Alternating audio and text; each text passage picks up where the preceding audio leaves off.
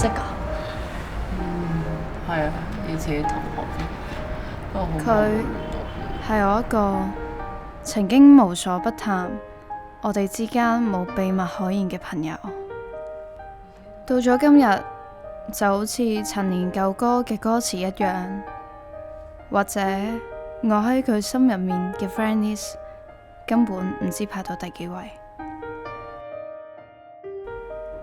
嗰時我好驚畢咗業之後就唔可以好似以前咁每日都見住，我哋總係會有講唔完嘅話題，食唔厭嘅餐廳。到而家我先明白，其實最重要嘅係同邊個食。即使遇到啲咩，大家鬧完一輪，聽日又再嚟過，就好似有用唔完嘅精力一樣。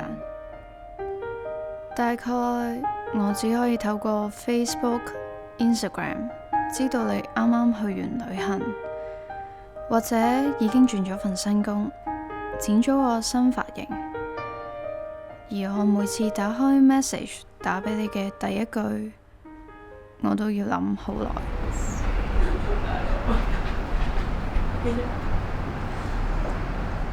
又唔知幾時開始，我哋少咗 WhatsApp，少咗見面，少咗傾偈，大家有咗新嘅圈子，但係又係咪代表舊嘅圈子就要刪走呢？